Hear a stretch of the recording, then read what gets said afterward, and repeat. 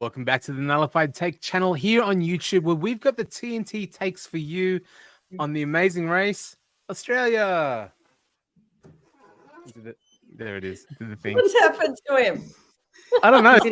Something is going on here for your Sunday evening. I'm joined by, of course, V. I'm joined by Michelle, and I'm joined by someone very mysterious here, apparently. Tomac, what is going on here? Pain, suffering. Is it even worth going on with the race? So melodramatic. I'm obviously impacted greatly by the goings on of this week's episode.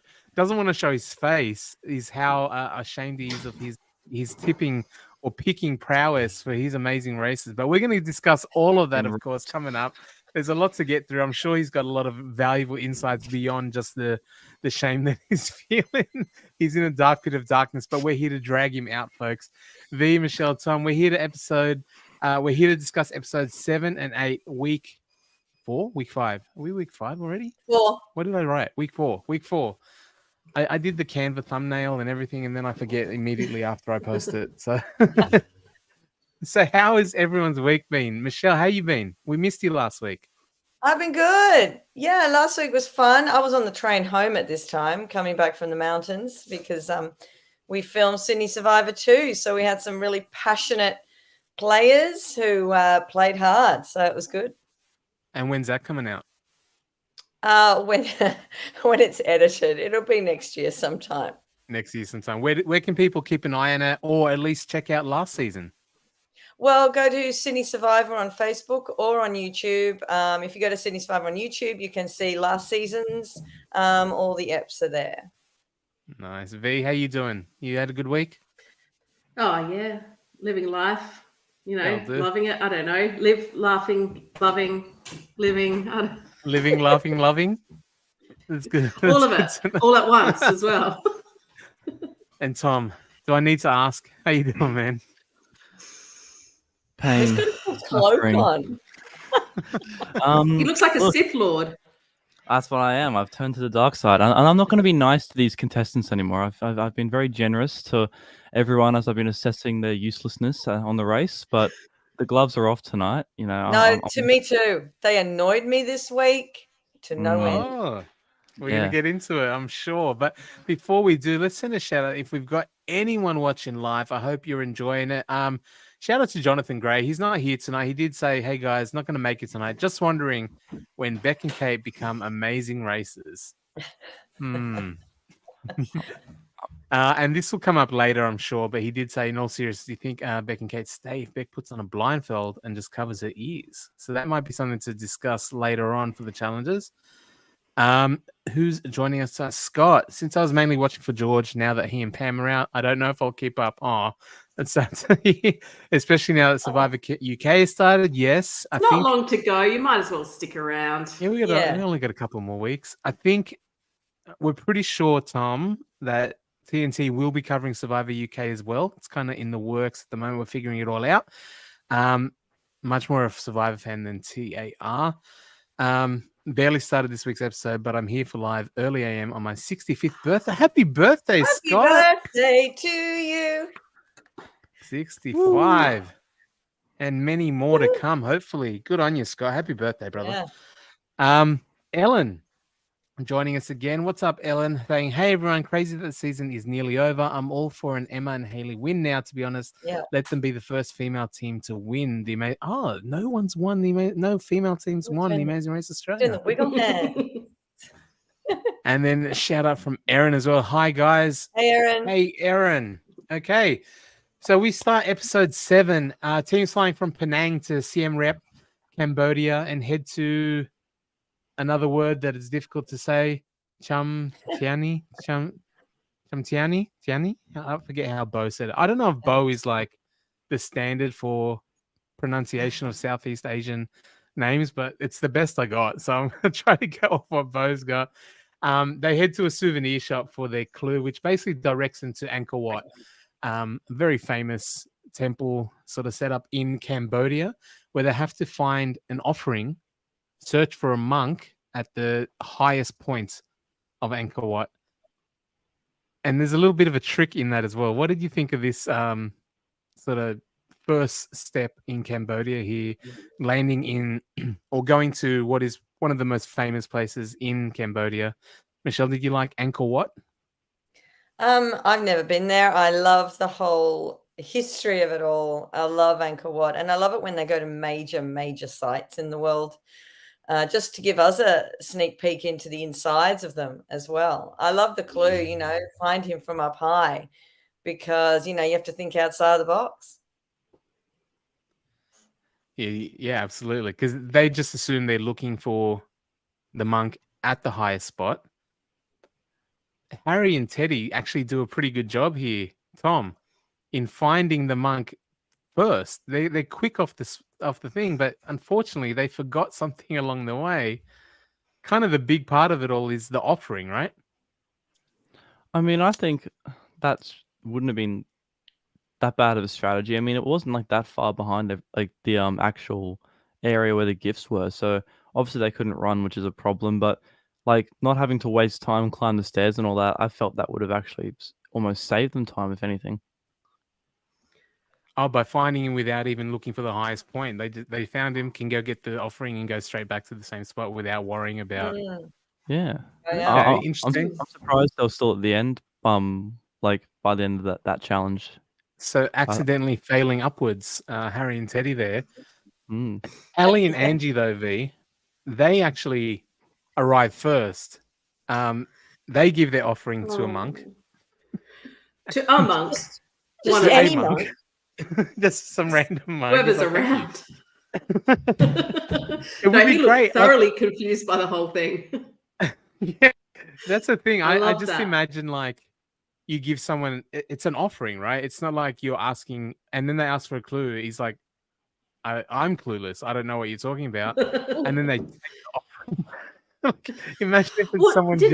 I think they went and got a different one. I think they left that one with him. I think they thought it was too mean to take it back. Yeah. But I love that little trick of looking out the window. I love there's puzzles like that. That really captured my imagination. And I didn't think about the boys failing upwards. I thought that would have cost them time. But you're right. They didn't then have to go up the stairs and do that whole thing. So, yeah, I'm surprised that didn't actually work out in their advantage, because that should have. But at the time, I was like, oh, boys, you're so silly. It's at Angkor Wat that we start hearing about how the teams have kind of separated into two factions almost. With Darren and Tristan, Beck and Kate kind of racing together at this point anyway. And Haley and Emma, or Emma and Haley, come up and they kind of give them a bum steer. What do you think of this tactic here, Michelle? Bum steers are fine. Like, you're at the pointy end here. You've got less teams. Yeah, tell them to go a different way, or say I don't know when you really do. I mean, then you're not being mean and callous. You're just saying I don't know. I mean, but Yana and Cor, why did they help Ali and Angie? Like, yeah, fine, they're kind, but no, don't help. Like, you don't need to help. So eventually we get to the point where they both, everyone, Yana and Cor, Ali and Angie, they were the sort of last ones. They open the detour though. And the detour gives us protect your house or protect your empire. And teams choose between recreating a traditional little spirit house sort of setup, and or learning Bokator, which is a martial arts that looked very similar to, I guess, Cambodia, Southeast Asia. Like I was getting Thai, Muay Thai kind of vibes from it. And I didn't know Cambodia had this, like, of course they do. Like every, country that's old enough has their own version of martial arts in Southeast Asia or Asia in general. But yeah, tough choice between these two. Do you make the house? Do you play fights? Imagine Yana said to Core, you probably want to do the fight because the bloke, the guy thing. All the guys chose the thing. What would you choose here, V? What you choosing the spirit house? You choosing the fighting? What are you doing here? Look, any opportunity to not do anything too physical, I'll take. So if you've got physical or non-physical, I'm going for the non-physical. Having said that, Core and Yana doing my head in. I can't Oh, hear the fight. no. It was doing my head in. So yeah, but I always go for the nice, like, look at something, memorize it, do it, look at something, rather than the moves look too hard. I don't want someone jumping on my back. Tom, are you jumping on people's backs? If I'm there, that's terrifying. If I'm there with my mom, then no, because she would not be able to do that even remotely. But can I just put it out here right now? Yana is as useless as George. The only difference is she has a 16-year-old giraffe carrying her.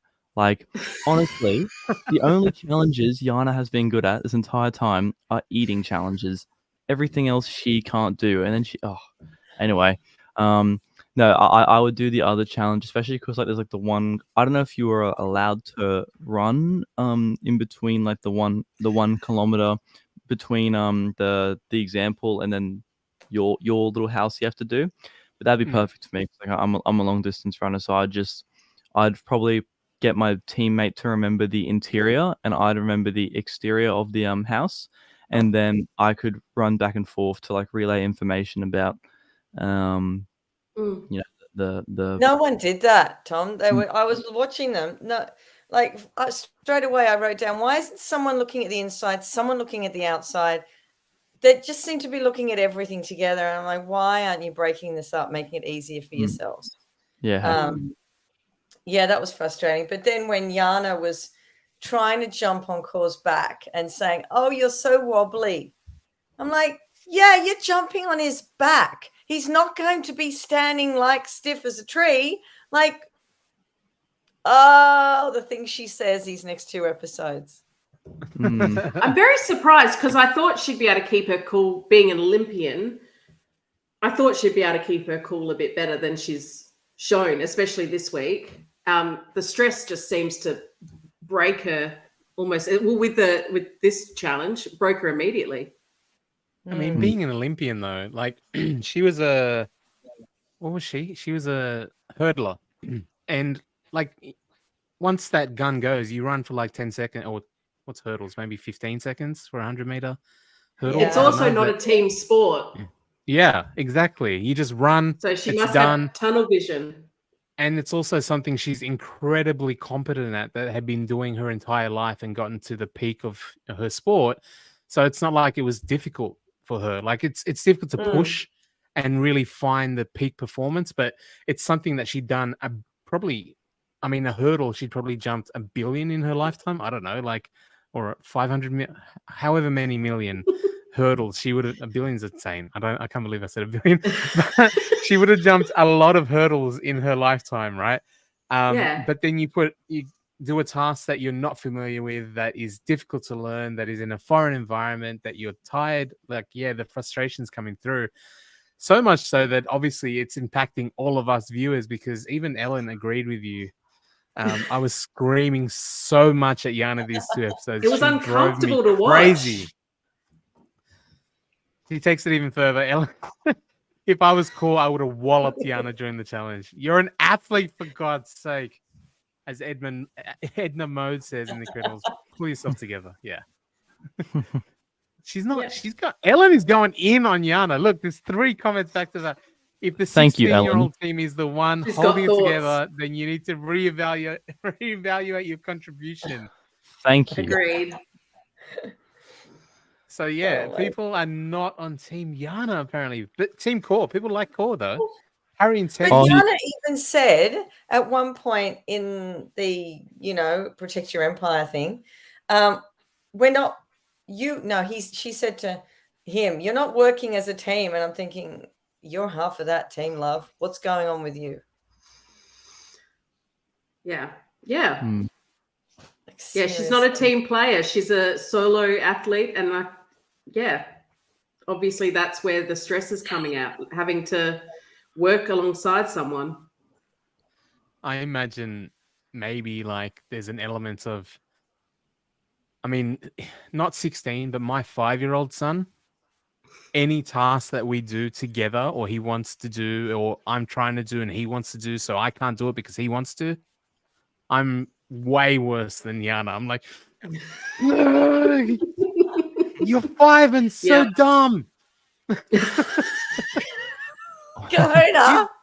Kids are stupid. As smart as they are, like even like the really smart ones, they're still children. And Oh my God. weird. Yes. So true. So true. My Yeah. 11-year-old, I mean, just she discusses things with me and she thinks she's right. And I can't argue with her. In the end, I say, okay, let's Hmm. move on. I I- can't say let's move on because then she doesn't like that. But I can say, okay, yeah. And I'm going, Jesus Christ, she won't listen to me. All I know is if Yana and Core win this, Yana's no, sorry, not Yana. Core is gonna be so popular at school because he's gonna be the first person to single-handedly win the Amazing Race. The first solo team, honestly. He's just got an absolute ball and chain he's dragging around everywhere, and I didn't think I'd feel bad for the 16-year-old giraffe. So that's rough. So Aaron said the teams went from complaining about George and Pam in confessionals to pointing out that Yana and Core lack of communication. Yeah. They found Yeah, a they new really did. focus, and Yana just serving it up for people on a platter as well. Like really just going at a 16-year-old boy who's trying his ass off, and she doesn't seem to be carrying the weight, as Tom likes to point out very, very pointedly. So during this challenge, obviously they struggled. They had some difficulty with the communication. It allowed Harry and Teddy to actually leapfrog Yana and Core. They were in last place. Yana and Core now move into last place. They're freaking out. And we go to Roadblock after this.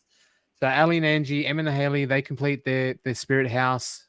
The Boca tour gets completed, and we get who's good in the kitchen is the question. Sneaky. Yes. Cook. So they think they're going to Well, cook. they do cook. Well, that's true. Actually, they did.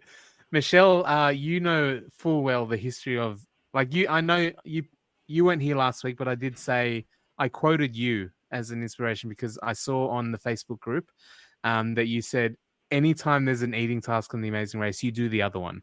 If there's a detour, if you're given the choice, don't do the eating one. But when it comes to a roadblock, you have to do it. The choice then becomes which partner does it, right? So how do you suss out who's good in the kitchen? Look, is this going to you're be in eating Asia. tarantulas?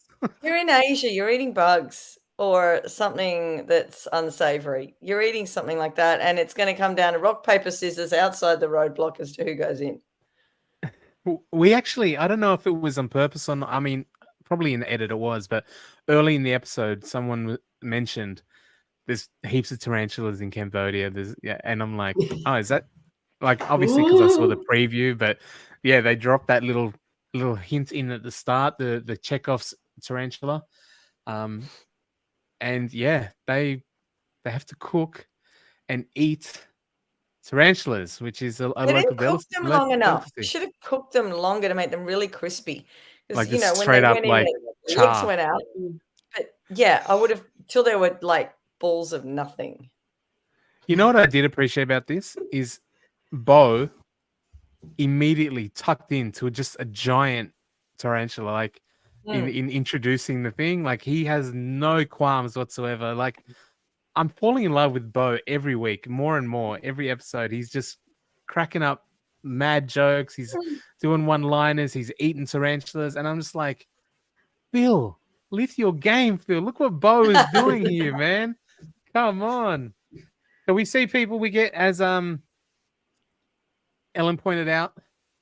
Now we get 35 minutes of people gagging and losing their minds over tarantulas. Who did it? Was it Harry or Teddy that actually did it? Teddy. It was Teddy. So That was Harry's hysterical. holding onto a wall or a railing. He just felt Like, safer. he's not even doing it. And he's He holding loves onto a railing. I'm like, He come loves on. his bro. He loves his bro. He can't see his bro. Oh, in pain. they were Cambodia. calling out to bro every 5 minutes. Bro. It's the Cambodia trip, man. They were loving Cambodia. Oh, But yeah, That was Teddy was doing the hysterical. like where he's like, I can't. My brain won't let me do it. Like, you can Yeah. see him, he's putting it in the like it's inside. He just can't surrender it initially. can't. But there was How are so you much guys- food. So much. a There lot. were 4 bowls. A lot of food there. I mean, Yeah. Harry said he was hungry, but lucky he didn't get to do it, so it was Teddy. How would you do on this? Are you good with eating tarantulas and cockroaches? I would give it a try. I would, all of that, especially local delicacy. So I know someone's eating this stuff. I would try all of it, but a huge bowl, a whole tarantula and a huge bowl, that would be too overwhelming for me. I think I'd have to sit it out. But I'd try it. But yeah, they just give them so much.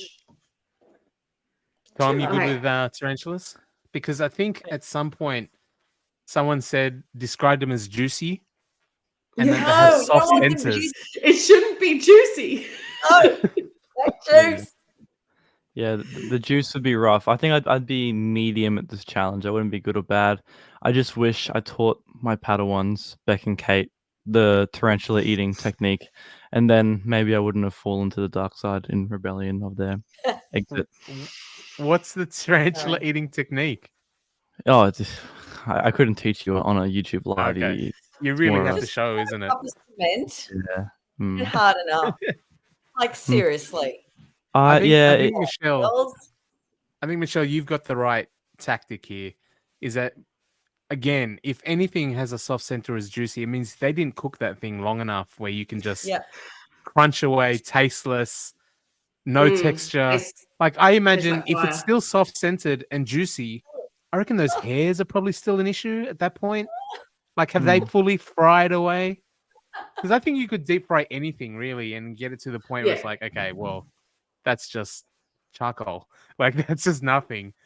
But yeah, when they're still juicy and there's hit, like, it's hard. It's a struggle. So much so that Beck and Kate, Beck has arachnophobia, which is a great movie from the 80s, but also a condition that means that you're very afraid of spiders. Our amazing Tom's racers gone at the again. top of our Tom. Let's go, He's Tom. gone. Justify. Back them up. Like, give some. No, they don't deserve any backup. I'm sorry, they didn't even attempt it. No. It would have been somewhat justifiable if they were in reverse roles. Like, is it actually, to be honest, I can't even tell the difference between Beck and Kate. I don't know which one was which the whole time. They do look but a lot like it. it's Beck, but Beck's the one who was like really arachnophobic, right? Mhm. Yeah. So like if Beck was the one who had to eat the spiders, and like I could understand them not even attempting it, but the fact that she just had to sit in the room, like Yeah. someone mentioned before, why couldn't she just close her eyes and like cover her ears? Like, the spiders were all dead, nothing was going to like attack her It's or anything. ridiculous. But all I'm saying is it's an outrage that there's a spider challenge before there's a nightclub challenge. I think this game is a little bit rigged, if you ask me. I'm just putting it out there. You know, there's a lot more nightclubs in the world than spiders, probably. Oh, God. Maybe. Beck and Kate immediately. No, well, I actually thought this was pretty smart of them. Like, if you know you're not going to do it, then don't There's an Aussie term that says we're not here to do something to spiders, which means don't mess about. We're not here to muck around, and they weren't there to do stuff to fornicate with spiders. They were there they made the decision quick. Penalty, let's take it and go from there. Because I imagine there's so many times we see on The Amazing Race, they try, sorta, but it's just 5-10 minutes of I can't, and then you have to take the penalty anyway. At least they kind of made the decision quick, got it out of the way for what was the most non-food thing I've ever seen. I think that's what Harry said. He said, "This is the most non-food thing I've ever seen on a food challenge." And I think they would have been there for more than an hour with how they were feeling. They would have been there for more than an hour. And then probably bottle it. Yeah, that's what I mean. Like, as long as you make the decision quick and there's also like, I mean, is there any way to tell, Michelle, like why sometimes they give a half an hour penalty versus an hour penalty? No, like it just seems random, isn't it? Because the US one their penalties used to be a lot longer than just 1 hour. And ours was so random. That season where there were lots of penalties taken, when it was like a half hour, then it was an hour, then it was like, I think something was like even less than half an hour. Yeah, but there's a few really short ones. Yeah, it's just weird. I don't know how they figure it out. I think they would figure it out based on how long it would take the Yeah. fastest person and then add on whatever. But I don't.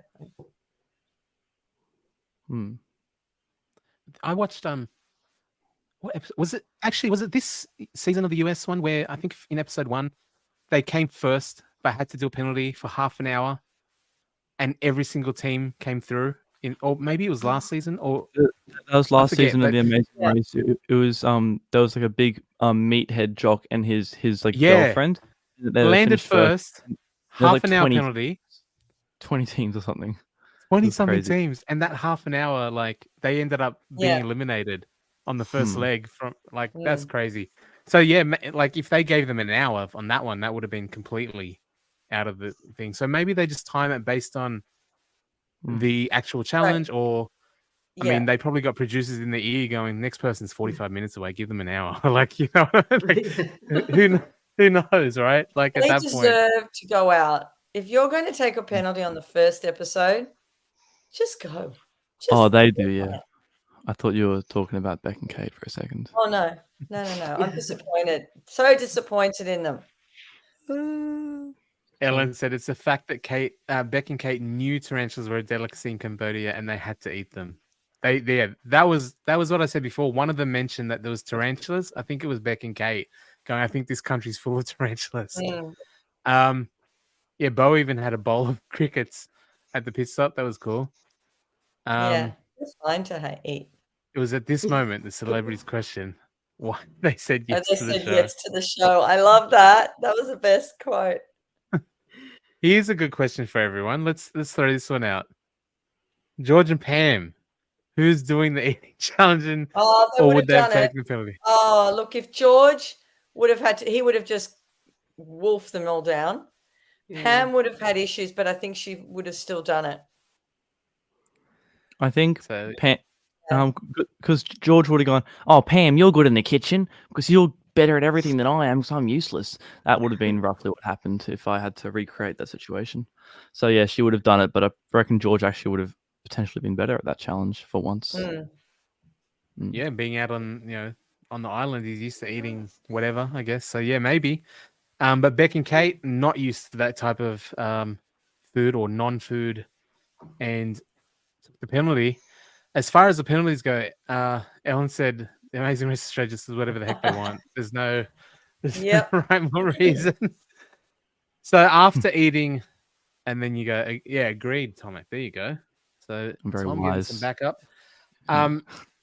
After eating tarantulas, eating cockroaches, eating full bowls of just bugs, and 3 of the biggest tarantulas. Like people talk about spiders and we don't get them. We get like huntsmen and stuff, but like they're beastly. Like I feel like you could put a harness on them and a saddle or something almost before you eat it. And that of course brings us to the pit stop. Darren and Tristan back on top after eating really gross stuff very quickly. Ali and Angie land right after them, like directly after them on the mat. Beck and Kate arrive in third, but of course they have to serve their penalty from not eating the spiders. And then because of that, eventually Beck and Kate are last and eliminated from the race. What is it? How does that leave Beck and Kate's legacy in this race? Like, do you think they should have gone further? Did they overachieve? Is this kind of middle of the pack, 6th out of 11, kind of where they deserve to be? Tom, I'll save you for last because I know you've got some. Oh, okay, fine. I'll just. V, Guys, we go. say goodbye to Beck and Kate. Did they grow in you as the season went on? Oh God, he's gone again. Oh, I think they could have come second. I think, Yeah. or first or second. They were contenders. Yeah. Outdone by the spider. You know what? Like, except for eating tarantulas, and if you are genuinely arachnophobic, like that's a hard thing to overcome. I don't have anything that I'm that scared of, but if I did, like, I don't know if it would be that easy. But I appreciate the fact that I felt like when they said they're true fans, it was sincere. Like, I really picked up that they loved it, and this wasn't a paycheck for them. And I think they did try really hard, but eating spiders is probably just a little bit too much. Michelle, you're a little bit harsher. You're a veteran. You're a fan. You know what is in this race, and if you're in it, you're gonna do some weird shit, right? Look, I hate cockroaches. I will not kill them. I will run screaming from them. I hate them with a passion. But if I was on the race with them, I know I would just close my eyes and shove it in my mouth. Like, I don't want to eat them. I don't want to be. I can't even be in the same room as one. If one came in the door right now, I'd be off the screen. I couldn't from New stay South on. Wales. I know, but I just, I'd still do what I had to do. That's the way to get. That's the way people win the Amazing Race. Like, you have to do what you have to do and get through it somehow. Tom, Beck and Kate, what's your farewell to your Amazing Races? Well, I think I definitely agree with V. I think they would have made it to the final 3. They're the only team that has faced their only kryptonite. Like I said before, Core hasn't faced nightclubs. I don't know any of the other teams' weaknesses, so I can't comment on them. But I mean, I guess Harry faced school in the next episode, but he didn't really have to learn anything too difficult. So yeah, I think they were destined for more, and I predicted this week, like I said last week, there was going to be a non-elimination leg these 2 episodes, and of course the world had to curse me like it always does, and give it to the next episode instead of my queens. But I just there's no point continuing. Woe is watching the show Tom. anymore. Honestly, V it's calls so- second. V says second. Tom backs her up. Like, last week I gave you, right? I said, yeah, okay, fine, put her at the top, because I'm not one to like fight that. But I don't see what you saw from the beginning. I don't know why you think they're so good at this. Like, I think they were okay. Well, I mean, they certainly weren't bad. Having said that, I do also think if they hadn't taken the time penalty, maybe this is unpopular, I think they would have been out on this challenge, because the best they could do was third, and that was going straight there. Yeah. Had they actually tried, I do believe it would have taken them more than an hour. Judging by their attitude to it, they would have been out regardless of time penalty or not. So they were last to arrive at the spiders anyway, weren't they? Yeah. So I think they gave themselves a Hail Mary chance with the time penalty. I think that was going to be quicker than they could have done it. Yeah. I thought their attitude was great. I thought they had a real spirit being fans. But they had to have known that this was coming. If they're fans, that this is why I don't I don't audition for these shows, because I could not do it. Well, they demolished. Yes, Ellen. They demolished the cow body parts quite well. Like, so It was it's not just the spider thing. Yeah, like they could handle it. I was surprised how well they smashed out that other eating Yeah. challenge. It's just it was their kryptonite, and I failed as a teacher in not teaching them how to do that. So this is my You fault. can write them some fan letters. You can go into slide into their DMs and just spam them just advice. See I'll how mess they take it. I'll message hello Beck or Kate 'cause I don't know which one of you is which. I just want to say that I really, and then my whole spiel. Yeah, Yeah. they'd appreciate that, I think. Yeah. Definitely. Aaron says that it actually was probably the right strategic decision to take the penalty because it was quite close to the end. Beck and Kate had 5 more minutes on their penalty left. Harry and Teddy were fortunate finding the pit stop in time. Yeah. Aaron's not necessarily agreeing with you, Tom. Beck and Kate didn't want to get their hands dirty in India. Being fans is different than actually being willing to do anything to win. And Ellen said they literally screamed at a dead rat. Would you not, So- if you were just walking down the street and like there's just a dead rat all of a sudden, would you go, like I mean that's like jarring. You don't expect that on the street, so yeah, that's my response to that. Thank you very much. Either way, whether they deserve to be in the final or they deserve to go out early, we lose Beck and Kate in 6th position.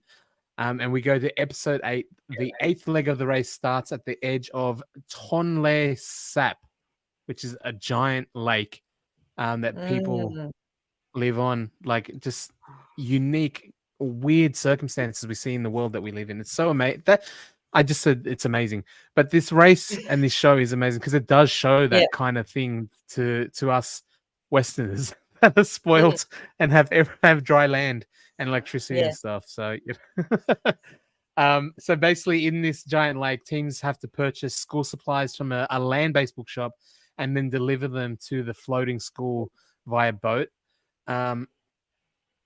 I like this scene a lot. Like the visuals of it. It looked crazy. Like Darren said that it's like the movie Waterworld, which I appreciated a Kevin Costner reference. That was a horrible movie that I loved a lot. I loved it too. I love that movie. I love that movie. And in this place, apparently Bo was saying that some people have never actually been on land before. Yeah. Like, which is just crazy to think about. I'm assuming he might have meant the kids or like a young baby or something. I don't know. Hopefully people go to land at some point. But yeah, they need to basically get some school supplies, go to a school, and then learn a version of Old MacDonald Had a Farm in Khmer from the local children. This is a amazing race staple, learning stuff from kids, and I always love seeing it because it just gives that sort of the in the cockles of your heart, the warm feelings when it's these sort of challenges. It's nice, it's fun, it's cute. You know what I mean? What did you think of this one, Michelle? I loved it because I would find it easy. Just I've grown up, but like not grown up. I've taught Old MacDonald for years and years and years. It's a staple. And being able to understand what kids are saying, I try and do that every day of my life because they come up and talk to me and I'm like, they're talking too fast. And so I can decipher really quickly. I knew Emma would find it incredibly easy because it's really easy to pick up. But here we are with Yana again, having an absolute conniption, freaking out, saying to Core she's not superhuman. No, Yana, you don't have to be superhuman. You just have to learn a song. I'm sorry, Yana. It's not that hard. V, hands on head. Again, crumbling. And it's not that hard. It's what is hard is pushing through that stress. And that's where, but yes, it was definitely an Emma challenge. It was definitely for her. And it was just, again, it warmed my heart, especially the scenes with Emma and Hayley. And you can just tell that they're just made to be children's entertainers. And, it was just beautiful. Ellen said, Emma and Hayley once again were like, move aside, bitches. We're going to smash this challenge. Emma wasn't a wiggle for nothing. I like that they add like choreography and stuff that the kids aren't putting, like they're doing the motions, but they're also like doing full But dance that's how you moves. remember things when It's you. synchronized.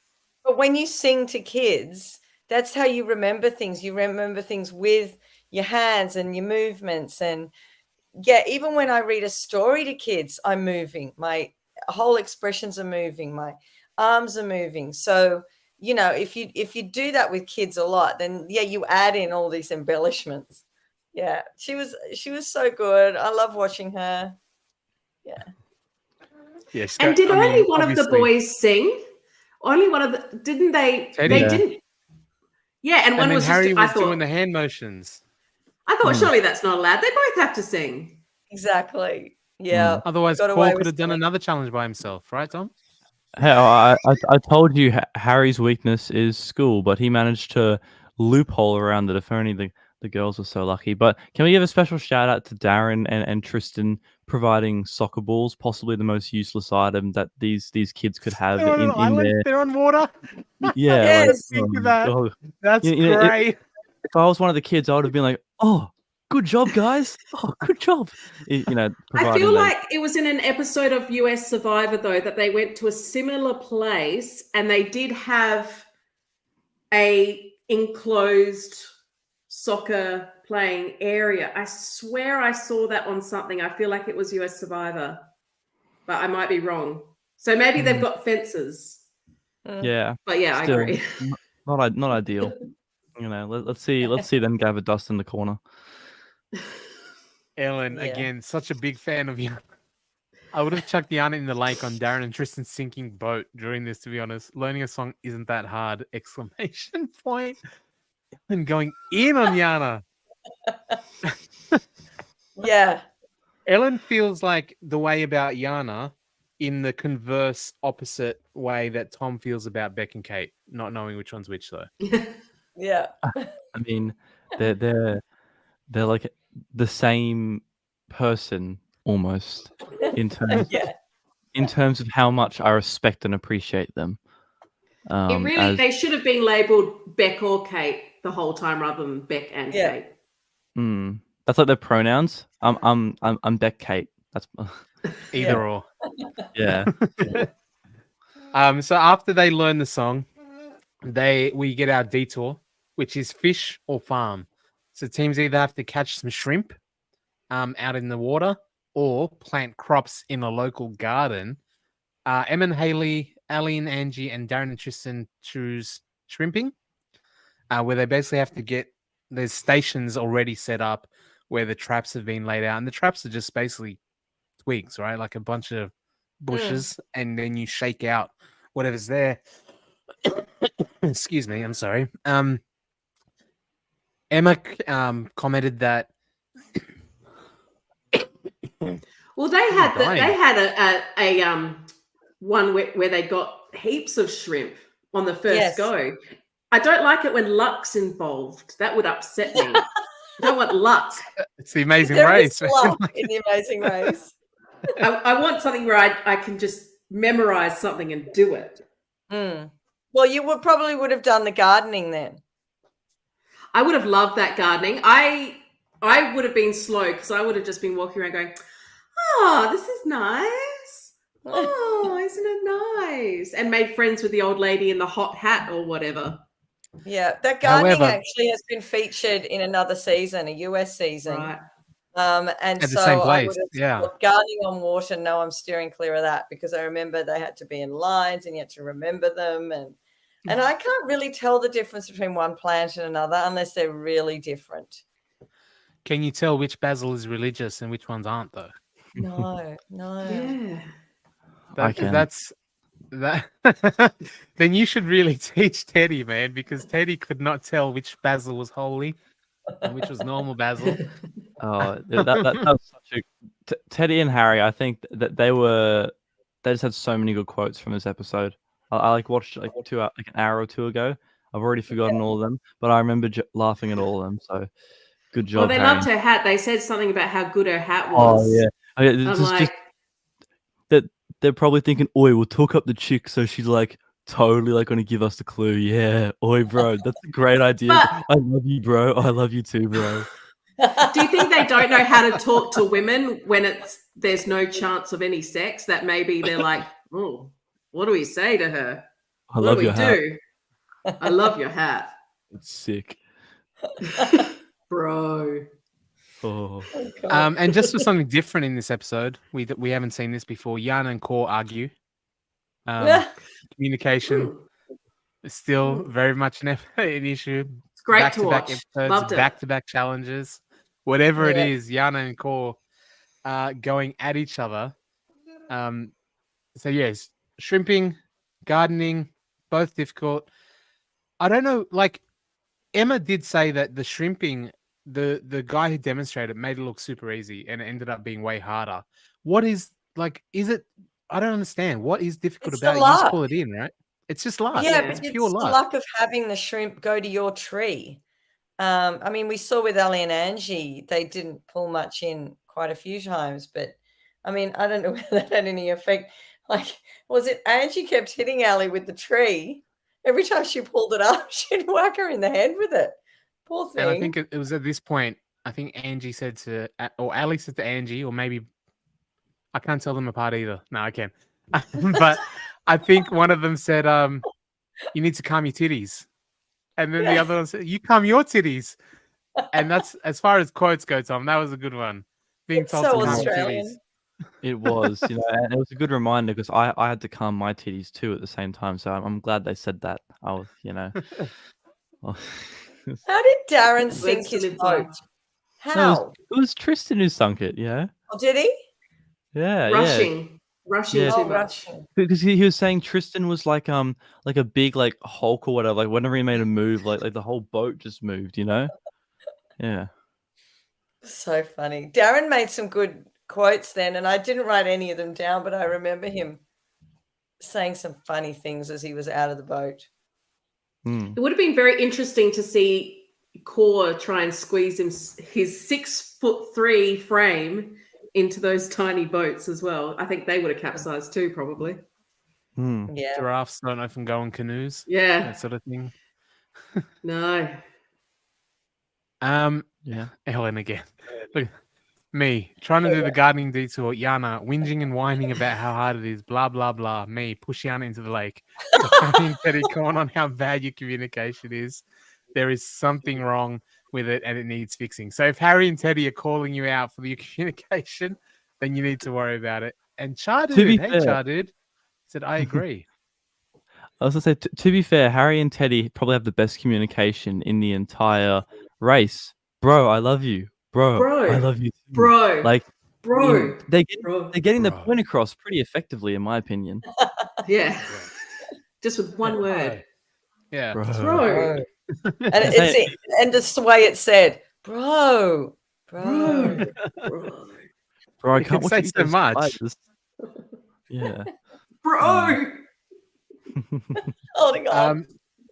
So once they complete the shrimping or the gardening, we get a roadblock called against Oh, can the I just say grain. one quick thing? Yeah, quick thing? absolutely. I saw a video from Bo late last week. I wanted to post it somewhere, but I'll have to screen record my screen because I couldn't save it.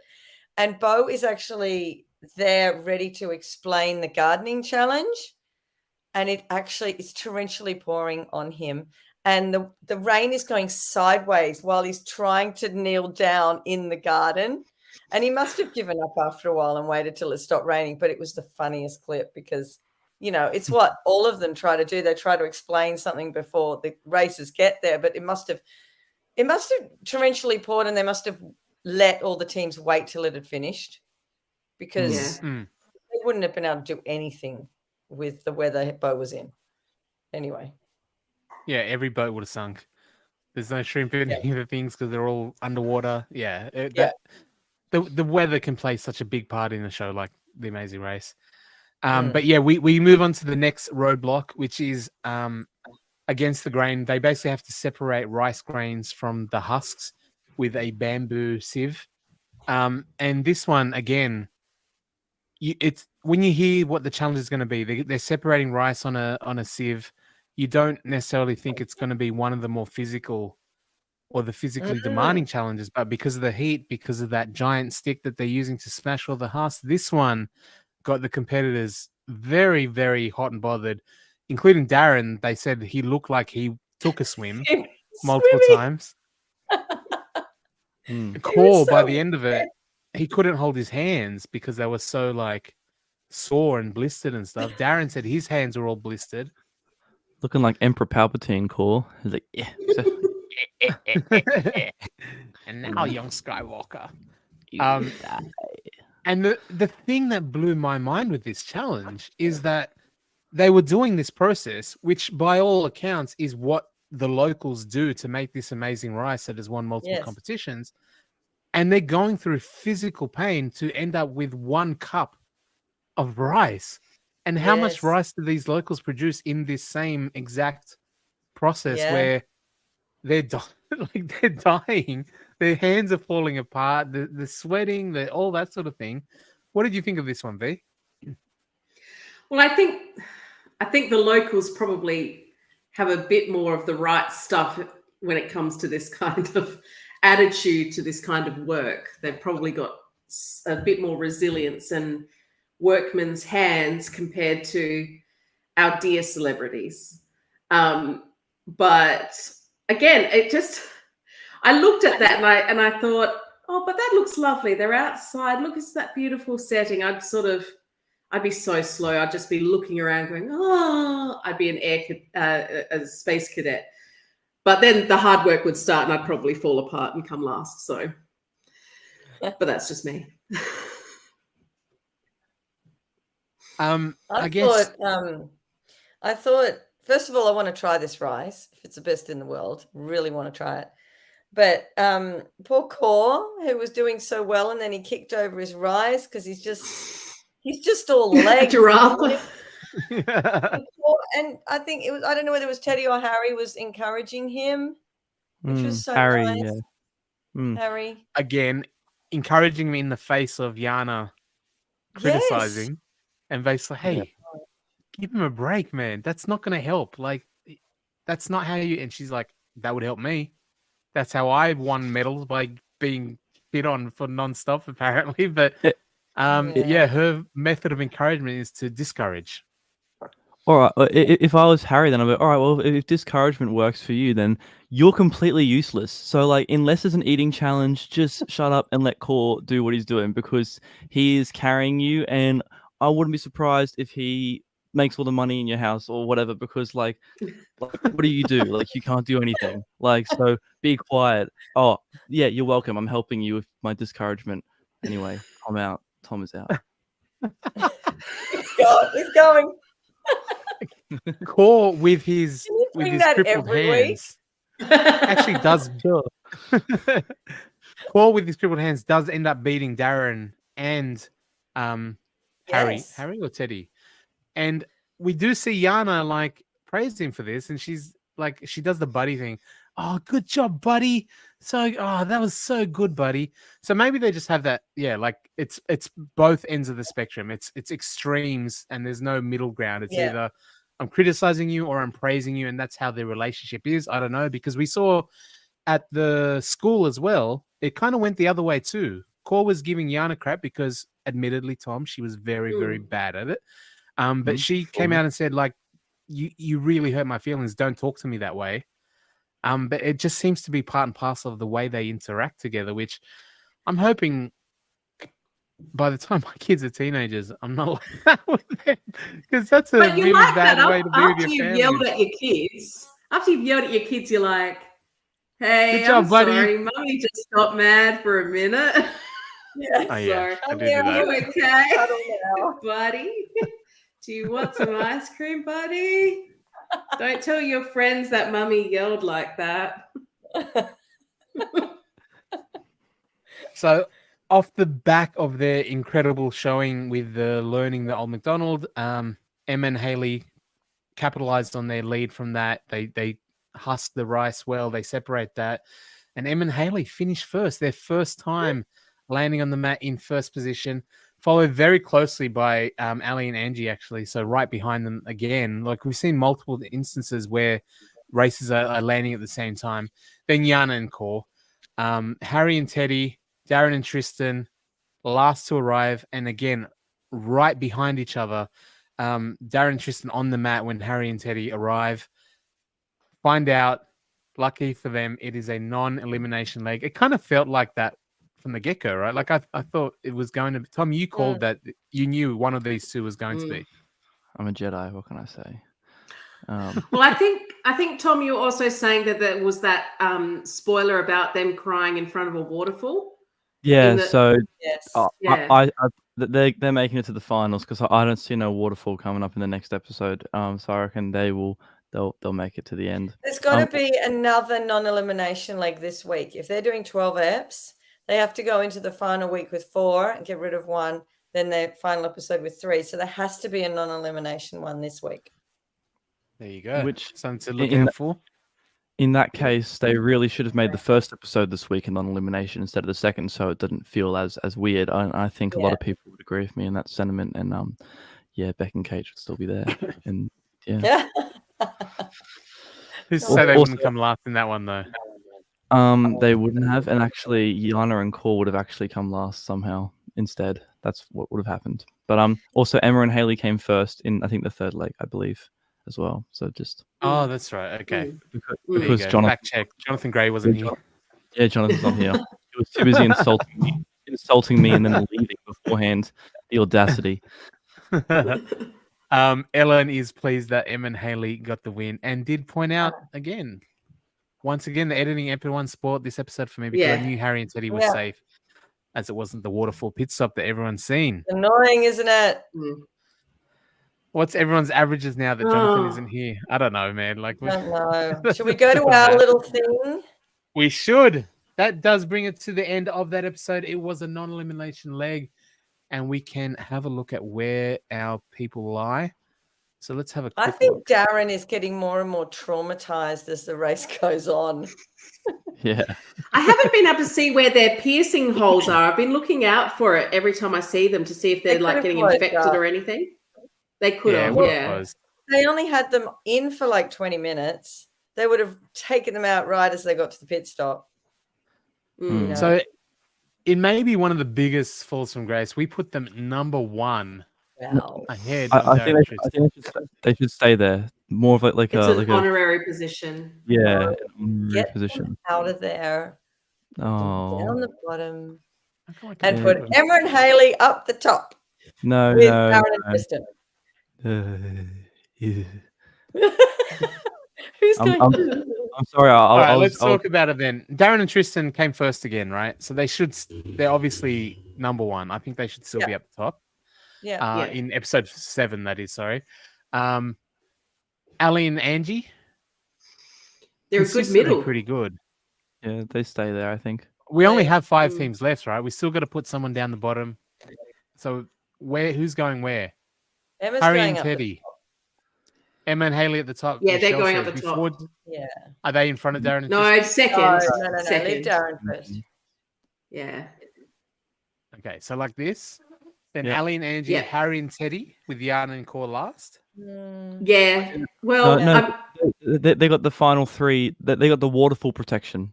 You know. Yes. Yes, middle of the pack. Where are they going next week? Yeah, I'm pretty sure we saw the pit stop, and I don't remember seeing any waterfall. Oh, okay. Because I was like, maybe there's. It's 2 episodes. Maybe there's a waterfall at some point. Are they gonna like the Amazing Race? What I remember and was so used to for a long time was multiple continents around the world race, and now we're seeing India to Malaysia to Cambodia, and it's all very constrained across this season. Yeah, it's all in Asia. This one. Yeah, it's a bit of a shame that way, but it's not quite as amazing, but it's certainly a good season. Are we happy with this layout? I think this is pretty strong. Jan and Core, just because they haven't been that bad, they've not come last, but because of the communication issues, we assume that crack is going to turn into a crevice at some point, right? Like it's going to be their downfall in something soon enough, especially if Yana's so defeatist. I think even like from a roadblock perspective, she's lucky that the roadblock she did was eating, because I think they're, you know how you have to have Is does Amazing Race Australia have that thing as well, Michelle, where they have to have even number of roadblocks? I don't know what they're doing with that. I should go back to other seasons and have a look. I don't know whether I think they changed the rules in between every single season, to be honest. But Yeah. I think I do worry for Ali and Angie. I feel like they've sort of subtly hinted at like the Angie back issues, and like I can't Oh, imagine they her did back. drop that multiple times, Yeah, didn't it? Yeah. yeah, I can't imagine her back healing in between all this. Like unless like, they get a week off, which they obviously don't. So like I could foresee them because we see Harry and Teddy with the speed bump in the next episode, but they also like we're all pretty sure they survived because of that editing mistake that Amazing Race did. Ellen So confirmed it as well, by the Mm. way. Next pit stop is yeah, in a waterfall. yeah. So I I almost think Ali and Angie have a decent shot of going out next. As well as Yana and Core as well. But I can't wait to see Yana eliminated. Or they make it to the top 3 and like they're that team that like doesn't even stand a chance. Like it's like between Darren and Tristan and Emma and Haley, and then Yana and Cora just like stuck at a beach trying to find like a seashell or whatever. Like I'm pretty sure that was one of the challenges last year's finale. I'd love to see that, and they're just fighting, and then Core's like, you know what, Mum, I think I'm just gonna go home because I've carried this team and I want to leave now, and I'm You know already going what? to be the coolest Steve guy. in the comments thinks that Darren might do that. Stephen Smith. Welcome, Stephen. Said Darren is gone this week, definitely. I feel that Darren Ooh. has had enough. No, What do you think of he's that? Is it getting too hard for the he's a, fancy celebs? he's a survivor. I'm pretty sure in Celebrity Apprentice he either made it to the finale or the episode just before the finale. He knows how to get through on these reality TV shows. Not the same though, right? Celebrity Apprentice versus The Amazing Race, as far as degree of difficulty and uncomfortableness and being I think in yeah. non-nice conditions. non-nice. No, he's tough. He can do it. I believe in Darren. Ellen again saying that Emma and Haley need to be Amazing Races above Darren, to be honest. There's a Darren's call. won more than Emma, hasn't he? Yeah, definitely. Yeah. Darren and Tristan have won at least 4, and Emma and Haley have won 2. They could take it out. They could. Depends what the challenges are on the last leg, if they make it there. Yeah. Oh, Ellen saying Darren and Tristan give me major Tom and Tyler vibes. I feel like they'll get to the final 4 and then get eliminated. Maybe. And Ellen also said what you said before, Tom. Can Core do what Frankie did last year and just run a leg on his own without Mum? Oh yeah, no, that was a funny episode. That was. It might be too unfair because running a leg by yourself is easier than carrying someone. Yes. The entire leg, right? Mm-hmm. Yeah. Yeah, maybe that's his anchor, Right. is Mum. But we're gonna lock that in. I think I'm not comfortable with anyone because we're the final 5, right? It's not like there's anyone there that's really bad at this race to get to this point. Yana and Core showing the biggest signs, but it hasn't affected them so far as placement goes. I think early on was the worst they've gone, and they've kind of come leaps and bounds since then, despite themselves. Ali and Angie, like what Tom said, is an injury issue here. Harry and Teddy have done much better than their own head will make you think. That's not my words, that's his. Emma and Haley, Darren and Tristan doing well. So yeah, I think this is probably, with the exception of Beck and Kate, Tom, I'm sure, it kind of has played out that these are the best ones, right? Like everyone that's been eliminated before these people should have been eliminated before these people. If you look who's at the bottom. Yeah, Beck and Kate definitely were the best. Yeah. So I think we've got a good final 5 here heading into the last 4 episodes. And Ellen said also, is this season 12 eps? If so, we've only got 4 episodes left. Yeah, I believe it is. I've heard that, Ellen. Yeah. Yeah. And Steve said there was always a clear top 6, but after that really is anyone's guess. And that's kind of the territory we're at now. We are guessing. We're guessing Darren and Tristan looking good. Emma and Haley over Ali and Angie, Harry and Teddy, and then Yana and Core to be the next ones to go out. But until next week, sorry, Tom. Oh, I didn't say anything. Oh, sorry. Till next week, Tomac, Michelle, V, I'm Kahuna. We're going to be back for everything to do with the Amazing Race Australia. The Bo Ryan pose. Ah. See you, folks.